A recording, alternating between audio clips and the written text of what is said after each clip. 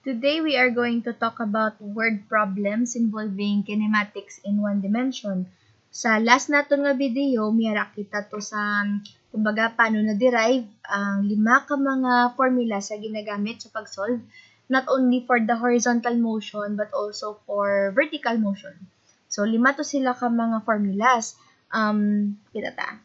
So alis lang nga 5. Okay, so medyo kagamay sila katama padakuon ta sila para madumduman nyo. Now, if you remember the formulas in your module, may mga x na di sila. Like, maybe you'll find VXF, or VXI. So, I removed those. Kay sa aton nga video sa ligad, siling naton nga ang x na ginahambal, lang na siya nga, okay, this is in the horizontal axis, or horizontally moving ni siya. So, for that, para general na lang aton nga formulas, kinukas ko lang tayo nga x. Pero, ang aton nga position will still be letter X Japon. Ang yung notation, X Japon. Okay? So, ini siya nga mga formulas, ibutang ta lang ni siya liwat sa gilid, kaya nga masolve kita, kag para masiplat-siplatan ta na siya karon. Okay. For example, sa number 1. So, it's a very good nga habit to write down your given, no? So, mabutang ko disang given ta, ha? So, an object with an initial velocity of 4 meters per second. Initial velocity, that's VI. Meters per second. Moves in a straight line under a constant acceleration. 3 seconds later, so that's time. Its velocity final is 14 meters per second. So, now, the question, how far did the object travel? So, ang ato na symbol for position or distance is X. And B, what is the acceleration? So, that is A. Regarding your position, since wala siya na-mention, we are assuming nga ang aton na object na-start siya sa origin. So, kumbaga wala pa siya bala nakalakat. So, that means, ang aton diri nga X sa letter A is final, and our initial X or XI is going to be 0 meters. Okay? Per minute siya ginagamit mo, so bantay-bantay ka mo sa mga given niyo, ha? Okay. Now, for x of f, out of the 5 naton ka mga formulas, ang mayara sa x of f, aring 3 sa dalom. Mga 3 sa dalom. So, look at them, and then see if there are some formulas na though hindi mo siya magamit. Like, the first one, di na siya magamit kaya nga, may A, kag wala taga ni A, ginapangita pa na siya. So, hindi na magamit, ha? Ang third formula. Ang second, amuman, may A man. Therefore, ang magamit lang din natin is the fifth formula. So, the fifth formula is x of f minus x of I plus bt. Erase ko. Okay. And then, ipambutang ta lang ang values naton. So, x of f naton, siya nang ginapangita. Ang x initial naton is 0, as we have stated earlier, plus v. Miss, ano na da ang v ginagamit? So, that will be your average velocity. Ang average velocity, ari siya o given man sa mga formulas naton. Okay. So, average velocity is initial velocity plus final velocity all over 2 times ang time naton nga 3 seconds. Okay? So, solving this, guys, ang aton na second, cancel out ni siya. And then, 4 plus 14 is 18. 18 divided by 2 is 9 times 3, that is 27 meters per second. 27 meters lang. Kaya position ni siya gani. So, this is the answer for letter A. Okay? Pagkamanyan ta siya, so we have space.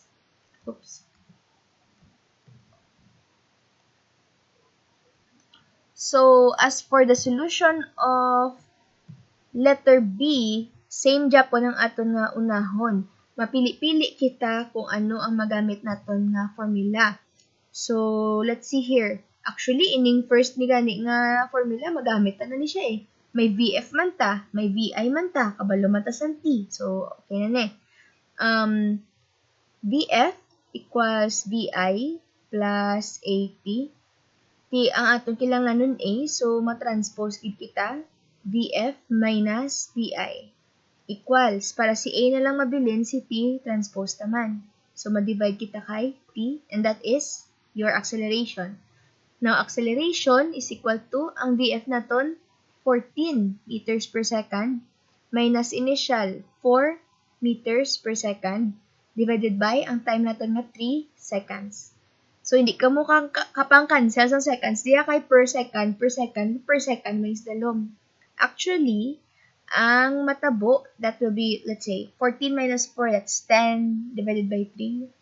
3.33 meters per second squared. And this is the unit for acceleration. So, the unit for acceleration is meters per second squared. Okay? So, all in all, guys, these are the solutions for A and B. Okay. Oopsies. So, yeah. There you go. The how far did the object travel during this time? It traveled 27 meters, and the acceleration of the object was 3.33 meters per second squared. Okay. Now, let's move on to a second equation or second example. Oops. Okay. So, second example. Oops. There you go. We have an object that starts from rest. So, laban-laban. Sine, kung nag-start siya sa rest, pareho sa kagina, ang aton nga original nga position, 0 meters. Kag, wala man na siya gagiyo, so ang aton nga initial velocity is 0 meters per second. Okay. It uniformly accelerates at a rate of 2 meters per second squared. So, A is 2 meters per second squared for 5 seconds. So, T is 5 seconds. Okay. What is the object's displacement during this 5-second period? So, A, ang ginapangita sa aton is XF. For B, what is the object's final velocity? So, that's VF. Okay. For C, how many seconds does it take the object to have a displacement of 15 meters? So, this means if, let's see, ano ako na color. If XF naton is 15 meters, ano ang aton nga time? And finally, for letter D, suppose the object had an initial velocity of negative 3 meters per second. So, if VI is negative 3 meters per second, how would the object's displacement compare the displacement found in part A? So, ano na siya, guys, ang aton nga XF? Muni ang ginapangita. Okay? Let's start with isang tabla color. Pink. Okay. So, for letter A, ay, hindi. Kadulong. Puti na lang puti. Okay. Starting with letter A, so we are looking for XF. We can't really use the first formula kaya wala sang XF. Ang second, hindi man. Pero are, ay katatlo, pwede. Natawang ta, may XI man ta, kabalotas ang VI, kabalotas ang A kag T. So, okay, gid si third ng formula. So, isulat na di siya. XF equals XI plus VIT plus 1/2 AT squared. Okay. So, ang XI naton, 0 na ni. Si VI naton ni 0 times T, so 0 man ni Japon. All in all, ang aton nga XF is 1/2 times acceleration nga 2 meters per second squared times time naton nga 5 seconds squared. Okay. So, XF is actually 1/2 times 2 times 25. Kay 5 squared man siya. Therefore, 25 meters ang aton nga final answer para sa part A. Because second squared will be cancelled out. Okay. So, that is for letter A. Let's try letter B. So, dili ko masulat wa. So, for letter B, ang ginapangita, VF. Let's see. The first one, we have VI, we know that. We have A, oo, may tuta, may man tala 30, good. So let's use the first formula then.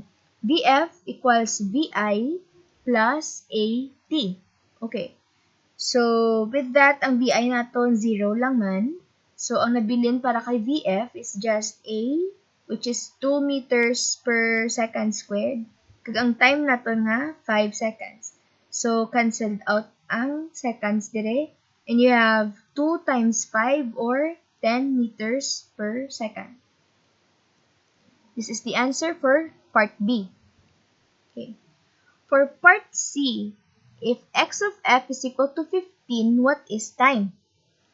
So, out of the formulas liwat, pwede gid ta kagamit sa third no formula because we know our xi 0 lang man. Ang ato nga xf given, ang ato nga xi 0, ang ato nga vi 0, and everything. May t man kita, so that's good. Okay. So, with that, we can say nga, butang ko niliwat xf equals xi plus vit plus 1/2 at squared. Now, xi is 0 anyway. Vi is also 0 anyway. So, xf is equal to 1/2 at squared. Okay. What we want to maintain sa ini nga side sa equation is just t. So, what will happen is xf divided by 1/2 a, that is t squared, pero para mahukas ang square, i-square root na siya. Okay? And with that, t is equal to xf naton na 15 meters, 1/2 times, ang a naton is 2 meters per second squared. So, ang square ni, hukas na ni. Ang meters, hukas man. Now, let's see here. Do we have space? Not really. Pagamayon ta na niya.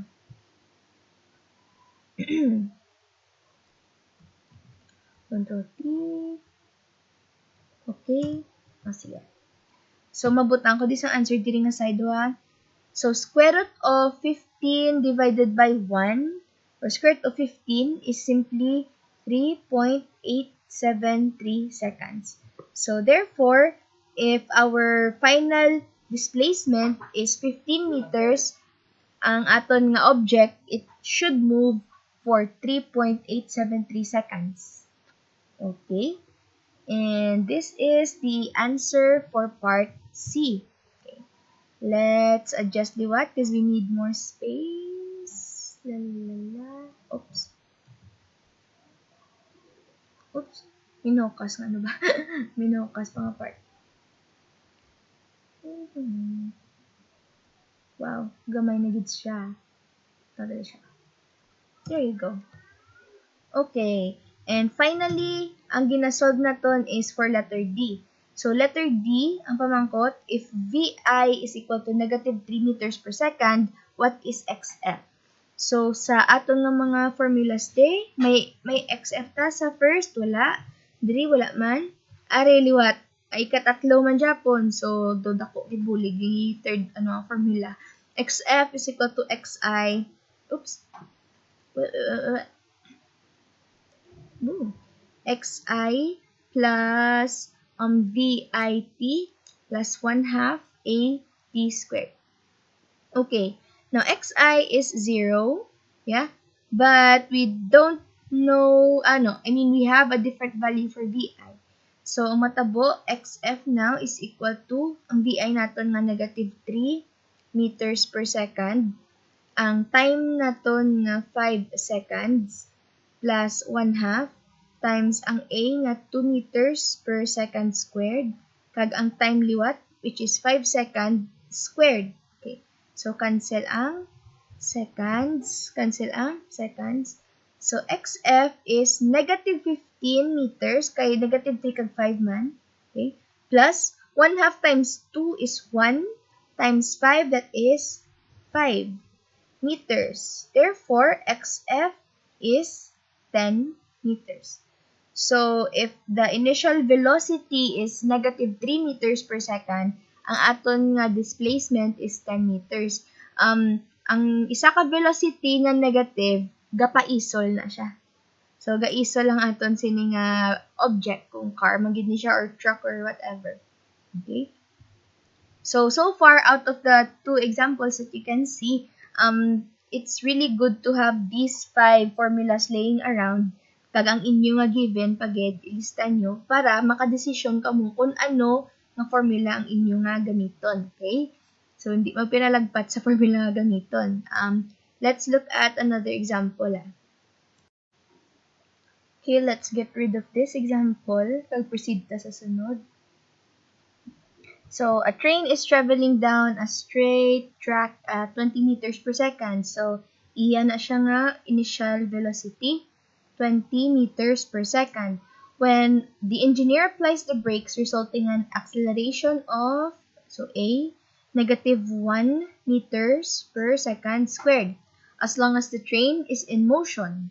So, how far does the train move during the 40-second time interval? 40 seconds. Starting at the instant the brakes are applied. So, medyo trick question sa kay ang nakasulat, resulting in an acceleration of negative 1 meters per second squared as long as the train is in motion. So, why gid kita kabalo kung within the 40 seconds, nakauntat gito siya bala, or sige-sige lang sa Japon lagan. So, i-short na nga daan nga ang aton nga train, nag-untat siya at a certain time. So, lang tawunta kung nakauntat man gid siya o wala. Okay? So, but silingon, mangita kita sang aton nga separate nga T. T nga gamiton naton later on. Okay? Out of all the formulas, ang miari diri sang VI, kag A, kag T, kag ang ginapangita naton is T when the train stopped. Kung nag-untat mo train, wala na siya pasibad. But silingon lang yan, ang V final is 0 meters per second. So, out of all the 5, ang miyara sang kompleto nga mga factors, kumbaga, okay, is the first formula. So, VF equals VI plus AT. Okay. So, what we want is T. So, si VI, i-transpose, okay? Dason, si A naton, ibutang sa dalom para mabiling diri, T na lang. Okay. So, T is equal to, ang VF naton, 0, kaya nag-untat siya gani. Ang aton na VI, given, 20 meters per second. Ang aton na A, given man, negative 1 meters per second squared. Okay. With that is cancelled out ni siya ang meters, cancelled out ang seconds, kaya isa ka second. So, it's negative 20 over negative 1. This gives you 20 seconds. So, ang aton na train, nag-decelerate na siya by 1 meters per second squared, kag nag-untat manggid siya after 20 seconds. Okay, so after 20 seconds pa siya nag-untat. Ang pamangkot, how far does the train move during the 40-second time interval starting at the instant the brakes are applied? So, hindi ka na magamit sang 40 seconds kaya nga 20 seconds pa lang nag-untat na imo train. So, 20 seconds pa lang nag-untat na ang train. Kung amo, ang gamito natin nga T20 ha, ni ato pagsapa kasi 40. Though, pang into lang na siya. Okay, sa tanan-tanan nga mga ginapangita, how far does the train? So, X ang ginapangita, XF ni siya. Okay. So, tanan-tanan, ang magamit diri naton is the third formula. Kay may XF, may XI man ta, may VI, may T, kompleto. So, ang third nga formula ang gamiton ta. Okay? There. So, XF equals XI plus VIT plus 1/2 AT squared. Okay. So, miss, gagiyo naman ito nga daan si train. Okay, ang aton na himuon dire is XI da na himuon naton siya nga 0. Kaya ang kilanglanon talang man, at point kung diin siya nagsugod break, hasta sa kung diin siya nagtupa. So, ang gwa sina, tawgon ta ni siya nga 0 danay. So, i-reason ta na siya. So, XI naton 0. So, XF is equal to, ang VI naton, which was 20 meters per second. Ang time naton, 20 seconds. Plus, 1/2, ang A naton, negative 1 meters meter per second squared. Ang time taliwat, 20 seconds, pero square pa ni siya. Di na kita ang gamay na gitsa. Cancelled out ang seconds. Cancelled out ang seconds squared. Di ka mo malipat si 20, square niya din na siya ha. So, 20 times 20 is 400 lang mo. Check ko. 400. Okay. Plus, or actually negative, 1/2 times 20 squared. So, 20 squared is 400 na Japon times 1/2. So, 200. Kag ang nabilin nga unit is meters. Therefore, x of f is 200 meters. Guys, the train moved for 200 meters since it was, or since the brakes were applied until it stopped moving. Okay? So, the answer is 200 meters for example number 3.